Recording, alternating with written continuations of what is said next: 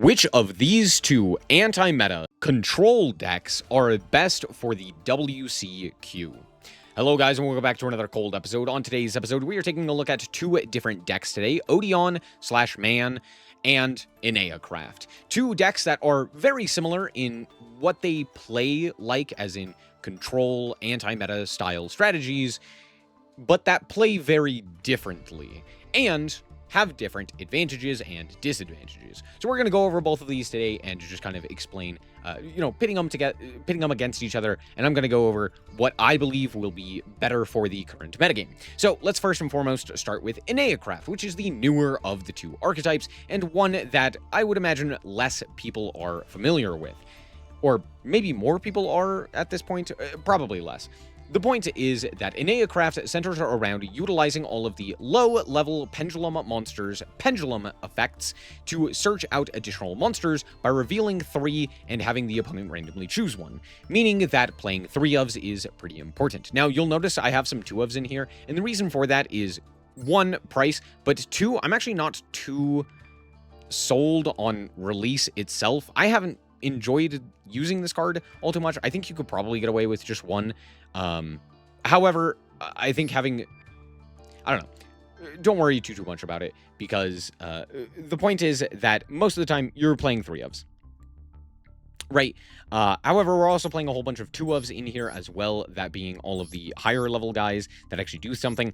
Leon, which bounces cards if the opponent interacts with you. Mar, which can flip itself face up to negate a thing if they interact with you on your turn. And then Pixia, which has the ability to flip up in response to a targeted effect to negate that. All of them also have effects when they are flipped face up. So for example, Leon and Pixia and Tail all have effects that are just like on the field while they are flipped. Same thing with Spia, right? The opponent can't interact. And then Mar has an actual flip effect alongside all of the other lower level monsters. They all have flip effects.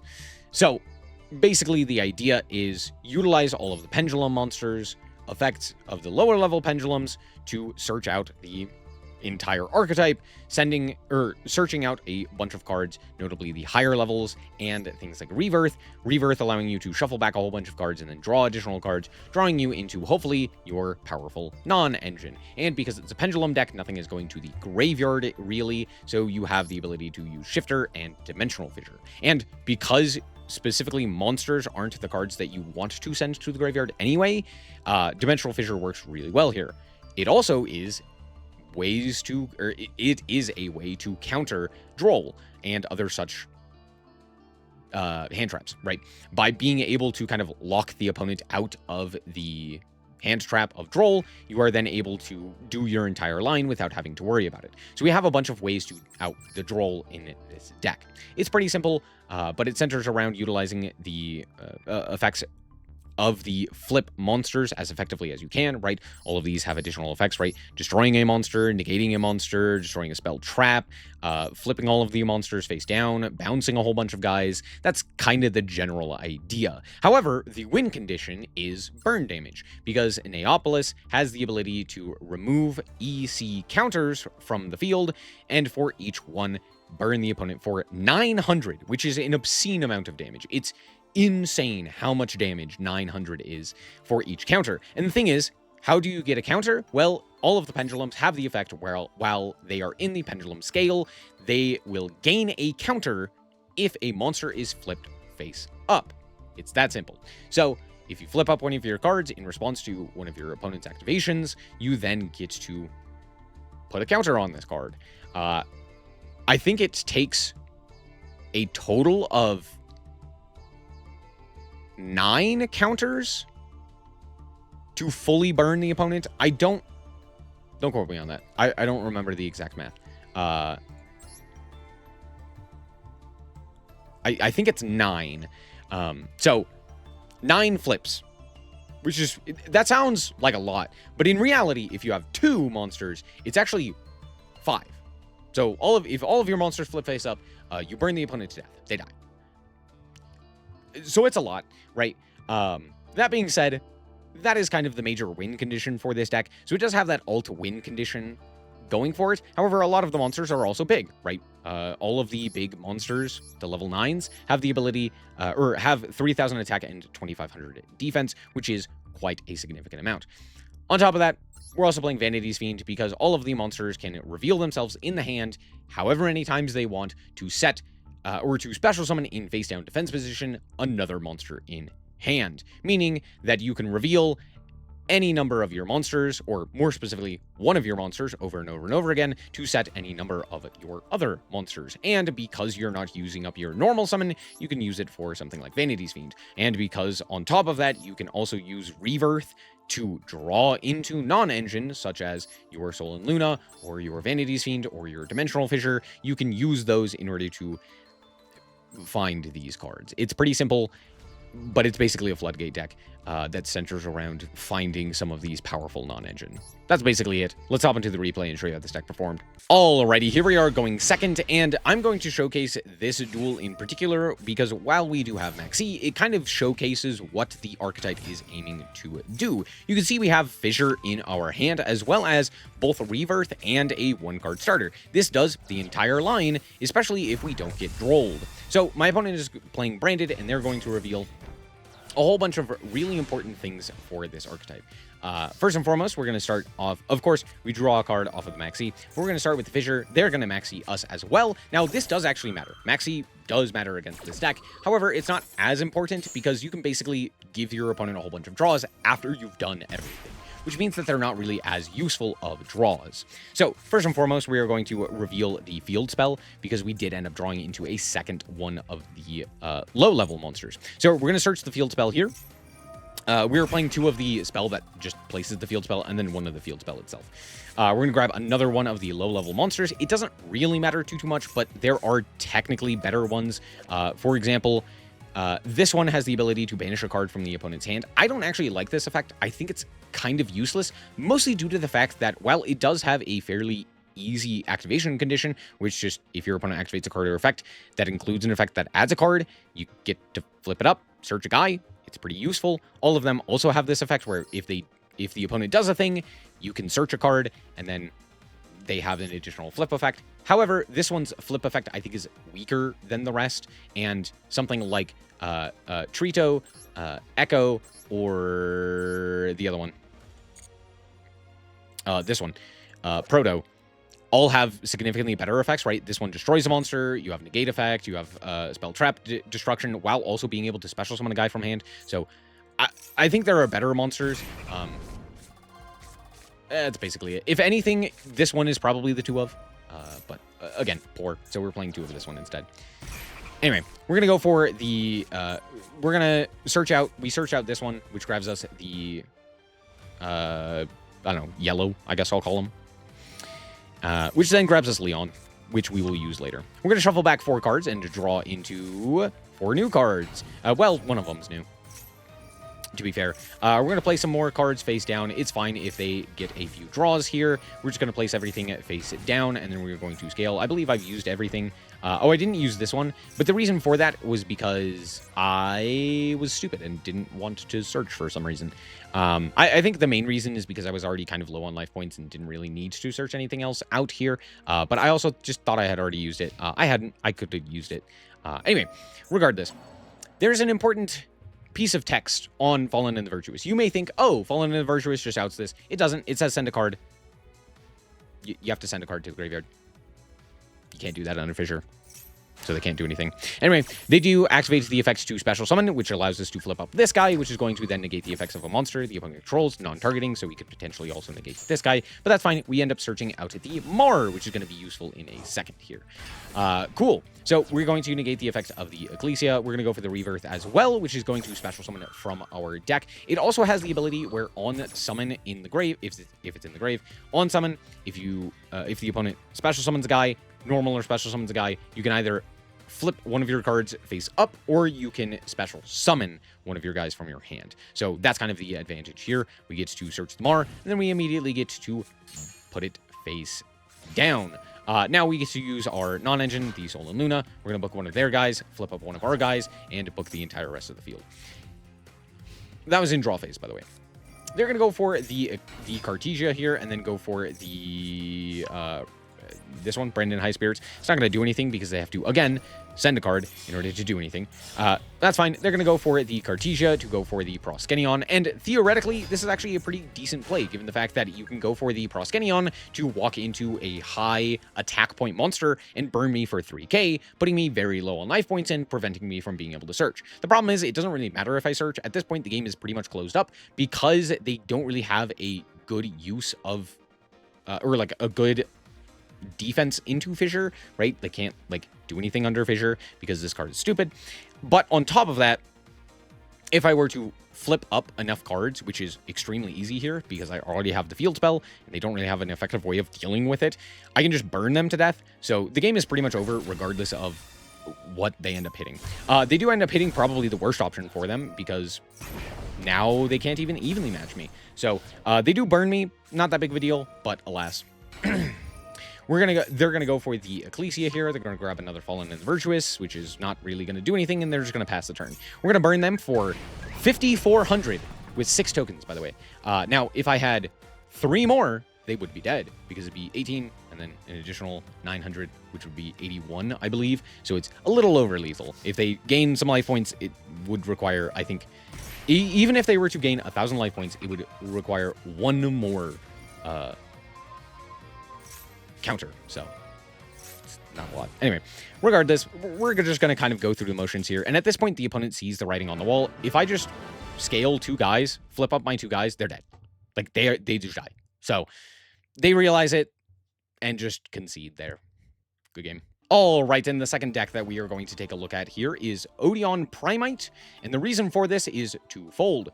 Odion is obviously the previous top control deck, and 2, the Odion Primite stuff in particular is incredibly powerful, just generating a ton of advantage off of individual cards, like for example a Ether Barrel, a Lordly Load, a Man with the Mark. These are all incredibly powerful individual cards that allow you to do a ton with very little, which means that the deck is very adept at being able to play very powerful hand traps, which is kind of surprising for a trap-centric archetype, but we actually have the ability to play a whole slew of hand traps. We are playing Imperm, Purge, Impulse, Songs of the Dominator, and even a Search Target in Spiral. So we are playing technically, I believe, 15 hand traps. No, not 15. 13 hand traps, while also playing things like Super Polymerization and Maxi. So I guess it is 14. You get the point. The reason that this deck works so well is because of the fact that the Dominus cards, while they do lock you from specific archetypes or attributes, doesn't technically matter too much unless you activate Impulse, right? Impulse is like the one card that does matter if you activate it from the hand. However, you also just don't have to activate it from the hand. It can be useful as a way to interact with the opponent if you do end up going second, but if you go first, you could just set this card, and then it's a really powerful spell trap negate, or not spell trap, special summon negate, which is fantastic. On top of that, because it is a hand trap that, while it does lock you, doesn't technically prevent you from summoning some of these guys, you still have the ability to kind of go through the motions and get all you need, right? For example, Anubis, the Last Judge, doesn't need to activate its effect in order to special summon itself from the grave, meaning that you still have the ability to put out a big guy on the field, regardless of whether or not you've activated Impulse. So you're now adding additional attack damage to your control strategy, kind of giving you that inevitability. So that's one of the big advantages. Also, because of Anubis, you also have the ability to play Reasoning, because this card can only summon itself via its own effect, or technically speaking, it just must first be special summoned via its own effect, meaning that if you activate Reasoning and the opponent calls like whatever level, they're not going to hit Anubis, regardless of whether or not, you know, they call a 10. Anubis will go to the graveyard, allowing you the ability to hit one of your more impactful summons, like for example, an Ether Barrel or a Labradorite, or more specifically, what you want to hit, Man with Mark. However, being able to mill a whole bunch of traps is not that bad, because Anubis can put it back in order to special summon itself, allowing you the ability to go into the extra deck more effectively, and what have you. Pairing all of this together, you basically get a very potent kind of omni-negate style strategy where you just negate whatever your opponent's doing, right? I mean, the amount of negates that we have, first of all, we can make Baron because of the Primate deck. We also have Drill Beam. All of the hand traps are technically negation, as well as the multiple Omni negations that can hit multiple different cards off of the Swamp Deities, meaning that not only do you have, oh, and then also all of the counter traps. So not only do you have like searchable Omni negation in the form of the Apophis, you also have a lot of non-searchable stuff like, you know, Judgment and Strike and what have you. It's a very powerful strategy, and overall still works fairly similarly to that of most other control decks of just like slowing down the opponent and beating them over the head with advantage. Most of the time, you're not immediately winning the game on like turn 3, just due to the fact that you're not going to have enough attack damage. Sometimes you do, but not always. That being said, by turn 4, the game is sealed. So, anyway, that's pretty much it. We'll go over the card by card real quick here. We are playing the Primate package, 3 Ether Barrel, 2 Lordly Load. You probably should play the other way around, just because you don't necessarily want to hit this, but regardless. And then the 1 Drill Beam. We're also playing the 1 Labradorite Dragon to get us into the Baron off of any of our 4s here, and the Labradorite. It's very easy. You don't technically need to activate the Baron on your turn. You just use it on the opponent's turn. We are playing, of course, the 3 Anubis because we want those in the grave off of our triple reasoning, which can be used in tandem to get any of the actual important cards and mill a whole bunch of our other cards, which then gives us not only the additional effects off of the Dominus cards by having an additional trap in the grave, but also, of course, the Anubis. We're also playing a Man with the Mark as well, 2 of this guy. You could play 3. I don't think it's great to play 3 unless you cut down on other normal summons. However, this card specifically needs to be normal summoned, so it's much better to like draw it. I don't know. There's weird things that you can do in terms of the number of a specific card. You can play around with it a whole bunch with this, you know, playing 2 Ether Barrel, playing 3 Ether Barrel, playing 2 Man with the Mark, playing 3 of it. Same thing with Lordly Load. There's that. We also have 2 Treasures of the King because it's limited, and then the Apophis, 2 Swamp Deity, 2 Serpent, and that's it. We're playing the 41 cards. The rest of the cards are just the non-engine that I talked about previously and Super Polymerization. This is obviously a Super Poly deck. You can make use of its extra deck very easily. We have a whole bunch of options in here. This should be Secretarion. I don't know why it's Mysterion. That's pretty much it. Let's hop into the replay and show you how this deck performed. Alrighty, here we are going first, and this is really going to showcase how much advantage you can get off of both the Man and the Lordly Load. So, first and foremost, we're going to start with the Man. We're going to grab Treasures. Treasures is going to grab the Apophis. Then we're going to set a card and grab an additional card off of the Temple. Temple is going to get us the Anubis. Anubis is going to get us the 2nd Man with Mark, which we can utilize later. Now we are going to activate the Primate Lordly Load in order to grab the Drill Beam, and then utilize the Special Summon effect in order to go into a Baron off of the Labradorite. We're going to set 3 additional cards, keeping the Songs of the Dominator in hand that we can utilize later, and then passing the turn. Now we are going to Special Summon the normal monster to our field, and I'm stupid here because I put it in the Imperm column. This will come up. It will matter. I am a bit of a goof. It's fine, though it ultimately doesn't lose me the game, but it does matter. Our opponent is going to reveal that they're on Memento, which is actually a pretty good strategy, and I think a little underrated. Actually, pretty heavily underrated, to be fair. However, they are going to attempt to pop a monster, and I don't want them to destroy a card here. So I'm going to go for the Imperm here, and because this happens to be in the same zone as the Imperm, it can't actually go back into the back row, and so it just sends itself to the graveyard. Oops, my bad. Now I don't have a normal monster. They're going to go for the Goblin Grand Breakout, and I'm like, oh, yeah, I don't want them to have a Primate or a Memento that can destroy or be destroyed. So we're actually going to go for the Apophis here. They're going to go for the Goblin here. We are going to go for the Drill Beam, and that is going to be met by the Quick Play Fusion, which I am going to promptly negate, preventing them from utilizing the fusion to go into other things and potentially dodge there. So that's kind of the idea, right? We just negated a whole bunch of things. Cool. Now my opponent doesn't really have anything. Awesome. Well, we're going to draw a card for a turn. Doesn't really matter. And we're going to immediately put the Baron back so that we can use it later. We're just going to normal summon the guy that we drew the target for. And then just remake the Baron. We're going to reset the Apophis. We're going to grab another Anubis. And at this point, the game is pretty much over. And the opponent realizes the writing on the wall, conceding the game. Good game. All right, we're back with the decks, and honestly, I think that both of them are relatively similar in terms of power level for the current metagame. Now, let me explain. First and foremost, I think Odion or Apophis is just objectively the better version of the deck in question, right? It has the ability to play more effectively going second. I think that's its biggest advantage. While, yes, Enneacraft isn't bad going second, it doesn't actually have a real game plan going second other than hope the opponent doesn't really have the ability to play the game against you, right? Like, oh, my pendulum monsters aren't really going to do a whole lot, and like hope that the spells, or not spells, the monster effects can kind of protect you, right? Like Pixia or Mar. However, Odion, on the other hand, actually has a dedicated game plan going second. They get to play a whole bunch of hand traps, such as all of the Dominus cards, which are already powerful, but on top of that, they also have the ability to play Super Poly, because their extra deck isn't tight. I guess you could also do that in Enneacraft, it's just whether or not you're willing to do so, because you also would then have to have less other non-engine, right? Like, Super Poly isn't great in that deck, because while your extra deck is technically not tight, you would have to like discard a card, which could be used for other such purposes. So I don't know. It's not like the worst option. It's just not like a guaranteed Super Poly deck, right? So it's kind of a give and take, right?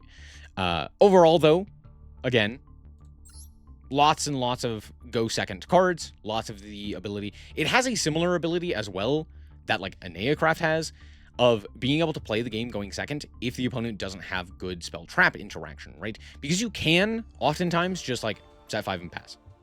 Like, that is a realistic possibility.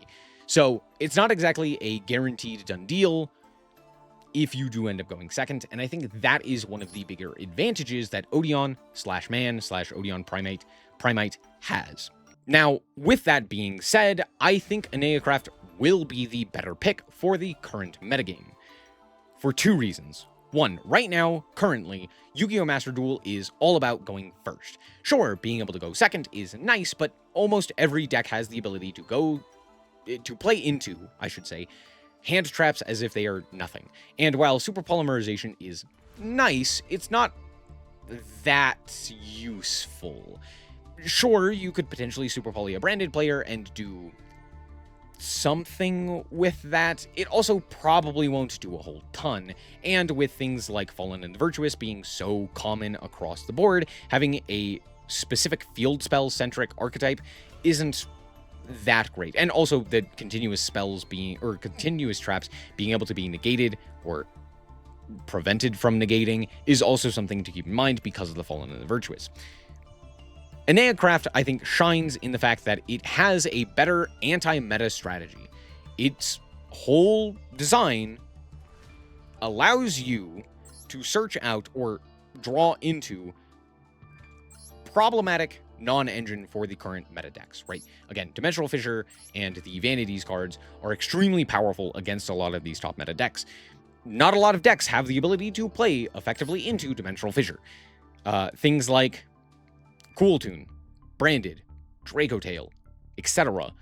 don't really have the ability to play into the Dimensional Fissure. And I've seen a ton of these decks in particular, just as I have played. Now, obviously it's weaker into other anti-meta strategies, but we're talking about the WCQ, we're talking about what decks are going to be most commonly played against, and I think because of that, Enneacraft is more likely to be advantageous, or to be the better of the archetypes to play, because of this more dedicated anti-meta strategy for this deck.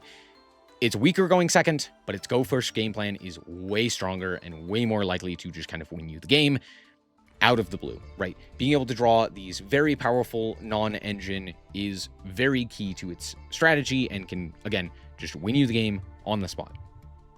Whereas something like Odion doesn't quite have that same auto-win feature against a lot of the better decks. However, it does have the ability to basically prevent any of those meta decks from even getting started as well, so it's not completely dead. If you're looking to play one of these quote-unquote anti-meta strategies or a control style strategy, I would say Enneacraft is arguably better. However, both of these decks are kind of boring. That's my biggest downside with all of them, is that they're kind of boring. You play like 5 games and you're just like, I'm bored. I don't want to play the game anymore. So there's that. Anyway, let me know down below if you guys agree or disagree with my assessment. That's going to be it. Thank you guys so much for watching. Hope that you guys did indeed enjoy it. If you did, like us very much, so appreciate it. And remember to always stay frosty. Bye-bye.